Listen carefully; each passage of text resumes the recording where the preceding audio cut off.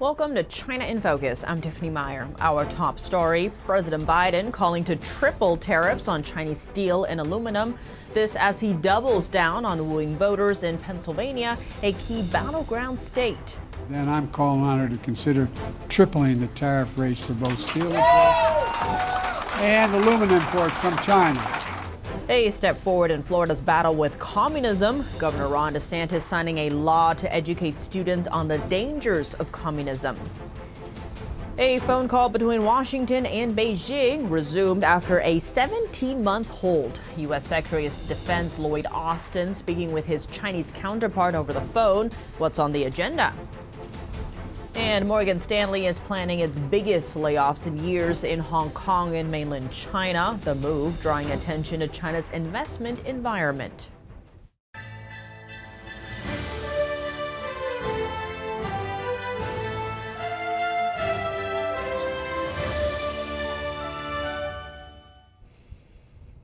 The 2024 election showdown heating up. President Biden calling for new tariffs on China as he addresses steel workers in Pennsylvania, a key swing state. This as former President Trump is facing a criminal trial in New York. Let's dig in. Speaking at the heart of the U.S. steel industry, President Biden making a pledge to members of the United Steelworkers, America's largest industrial union. Right now, my U.S. trade representative is investigating trade practices by the Chinese government regarding steel and aluminum. If that investigation confirms these anti-competitive trade practices, then I'm calling on her to consider tripling the tariff rates for both steel imports and aluminum imports from China. This comes as Biden tries to win voters in Pennsylvania on the campaign trail. The battleground state would prove crucial in the 2024 White House race. Biden beat Trump by just 1% there 4 years ago. Meanwhile, Trump is in New York for his hush money trial. The former president said he would impose a 10% tariff on all foreign products, plus a 60% tariff on Chinese imports. China makes over half of the world's steel and aluminum, and it's hard to compete with Chinese products. They're sold far cheaper than foreign rival products because of state subsidies. The administration said tariffs wouldn't affect inflation much, since the U.S. only imports 0.6% of its steel from China. Riley Waters is a senior fellow at the Hudson Institute. He said Biden's announcement is political in nature. He could call for a tripling, he could call for a quadrupling. We can increase it by 10 times. It's not really going to matter that much at the end of the day because we use so little. Biden also ordered his aides to work with Mexico so that China wouldn't be able to evade U.S. tariffs by sailing into the U.S. through the southern border. Top U.S. trade advisor Catherine Tai is set to launch an investigation into the unfair practices of China's shipbuilding industry, following petitions from the United Steelworkers Union. Next, a closer look at national security concerns over a Japanese steelmaker's ties to China. The company is offering up $15 billion to acquire U.S. Steel Corporation. We sat down with Michael Stumo, the chief executive officer of the Coalition for a Prosperous America, to dive deeper. Michael Stumo, thank you so much for joining us. Great to have you on the show. It's my pleasure. Now, U.S. Steel shareholders have approved a $14.1 billion sale to Japan-based Nippon Steel, which is facing pushback from both regulators and lawmakers, including President Biden, who's opposing it, saying that it is vital that it remains domestically owned and operated. What is your reaction to this announcement? Well, we agree with both President Biden and former President Trump that Nippon Steel should not buy U.S. steel. They did bid an incredible amount for it, and of course the shareholder decision was entirely short-term financial driven. But Japan, the government of Japan, wouldn't allow a U.S. company to buy Nippon as their national champion steel company.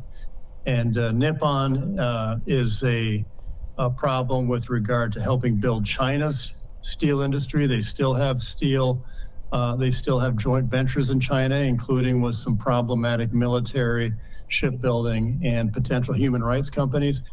Japan may be a foreign policy ally, but they are an industrial rival. and have the problematic ties with China. But there's a difference between a foreign policy ally, we like Japan for that, but industrial rival, they've been a problem.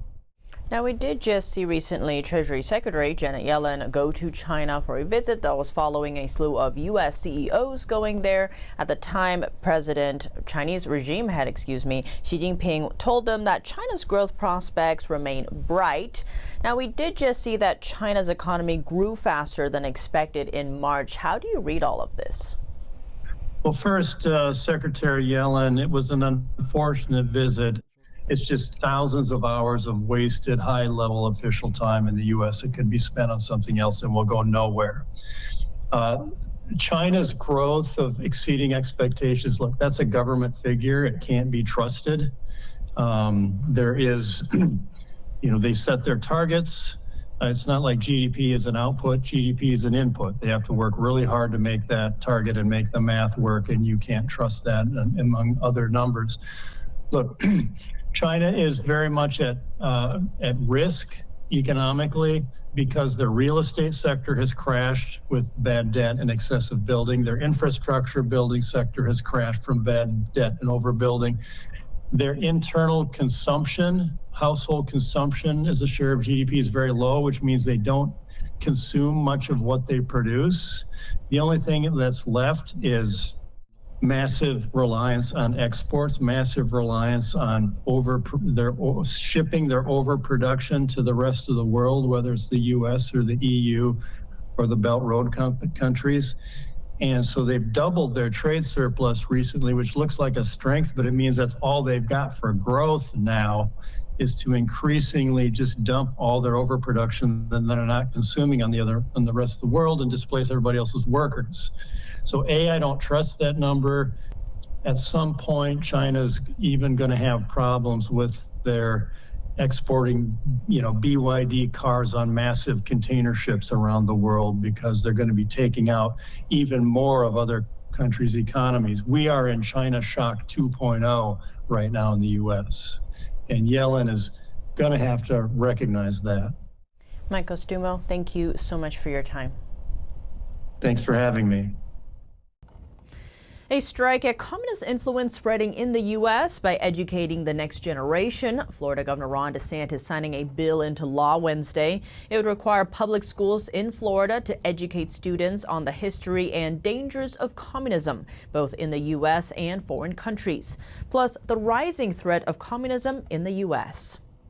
We're going to tell the truth about the unprecedented death toll of the 20th century at the hands of communist tyranny. 100 million killed at the hands of communist regimes, spreading from China to the Soviet Union to Cuba. The mandate is set to take effect in the 2026 academic year. How can the U.S. defend itself from the Chinese Communist Party's political warfare? The House Oversight Committee is trying to find out. At a hearing on Wednesday, it's shining a light on the CCP's infiltration tactics and looking for solutions U.S. agencies can use to counter it. NTD's Jack Bradley has the details.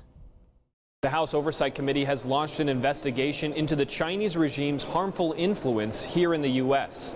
The goal is to expose and stop what they call the Chinese regime's political warfare campaign.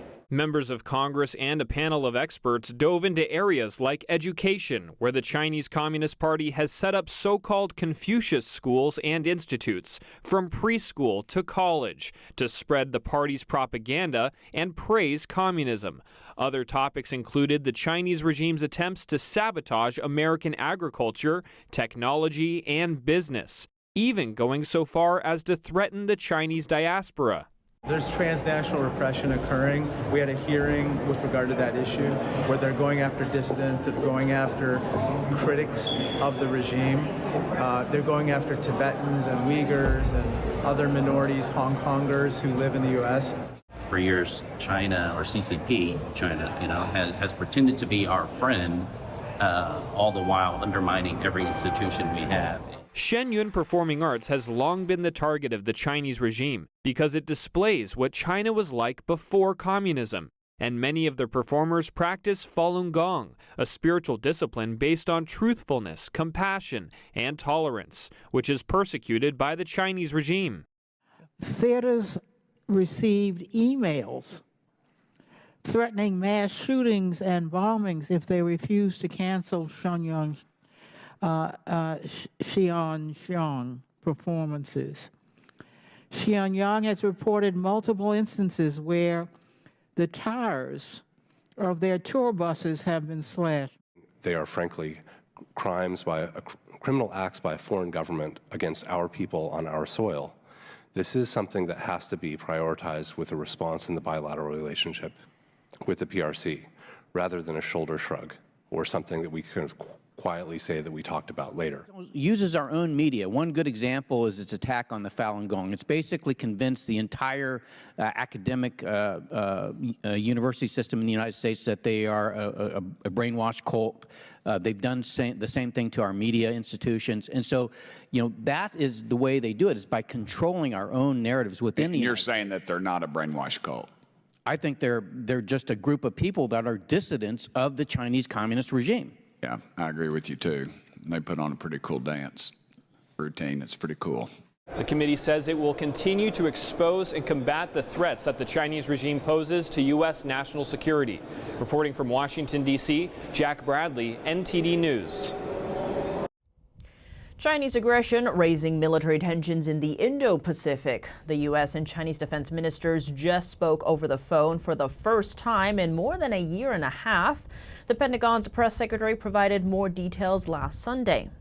He also underscored the importance of respect for high seas freedom of navigation guaranteed under international law, especially in the South China Sea, and reiterated that the United States will continue to fly, sail, and operate safely and responsibly wherever international law allows.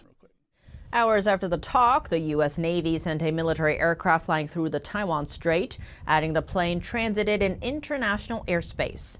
But the move provoked Beijing. The Chinese Navy scrambled a group of fighter jets to monitor the U.S. plane's passage. China sees foreign military planes and ships transiting in international waters or airspace close to China or Taiwan as a challenge to Beijing's sovereignty. The Chinese Communist Party sees Taiwan as its own, though it has never ruled it. Despite Beijing's aggressive actions, President Biden 5 days ago pledged to stand with Japan and the Philippines in their territorial disputes with China. The U.S. defense chief stressed that the Pentagon wants to keep communications with Beijing's military. That's after China cut military-to-military talks in previous years due to high tensions. Beijing refused to talk to the Pentagon as a protest in 2022 after then House Speaker Nancy Pelosi's trip to Taiwan.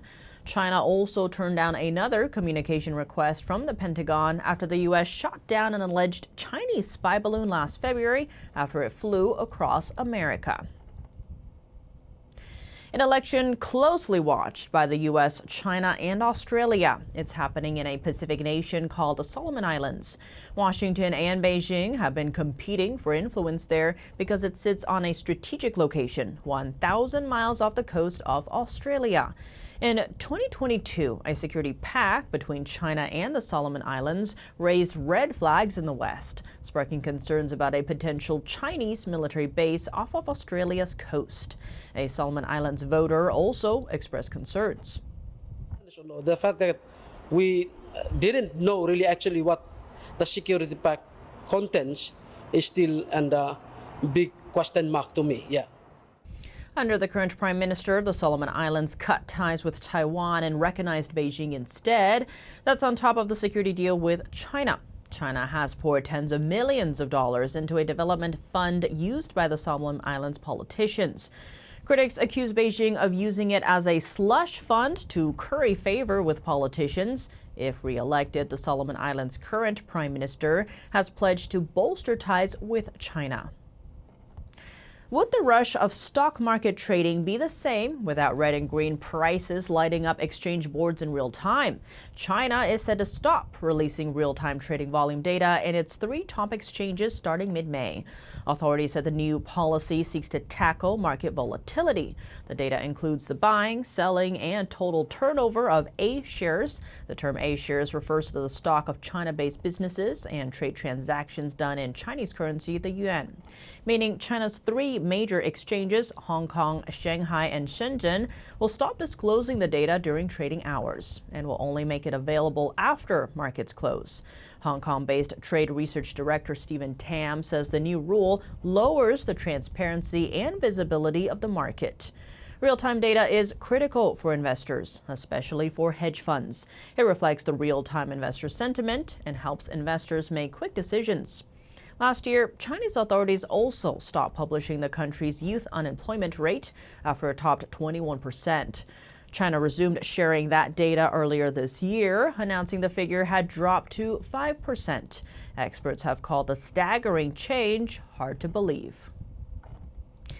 Next, Morgan Stanley is planning mass layoffs in Asia-Pacific. Bloomberg reported on Tuesday that at least 80% of the cut is planned for Hong Kong and China, meaning over 40 bankers there will lose their jobs. According to Morgan Stanley, its net revenue from Asia declined by 12% in the first quarter, equivalent to over $1.7 billion. But the group has been planning to downsize its Chinese operations since last year due to the revenue drop. Many international financial groups are shrinking their China businesses. That's after seeing the country's economy and investment environment take a plunge. Beijing's efforts to clamp down on private businesses, plus the real estate crisis and the tensions between the U.S. and China, have all contributed. Back to Morgan Stanley, the decision marks the biggest change in years for its China business. The move will not affect the company's Japanese bankers. That's all for today's China in Focus on YouTube. We're now sharing a shortened version of our program here after being demonetized for 3 years. If you'd like to support us, consider donating. Find us at donorbox.org/China-in-focus or subscribe to our partner platform Epic TV, where you can watch our full episodes. Just click the link down below. Here's what to look out for in our second half. Big economic plans brewing in the European Union, looking to tackle a pressing issue: how to boost the bloc's competitiveness against the U.S. and China. A record number of Chinese nationals illegally crossing the U.S. southern border in the last 6 months. This while America's westernmost territory of Guam sees its own surge of illegal Chinese immigrants. Controversy surrounding a championship race in Beijing. A Chinese runner claims victory, but whispers of foul play linger. More on what's behind the speculation after the break here on China in Focus. Thanks for watching China in Focus. I'm Tiffany Meyer. See you tomorrow.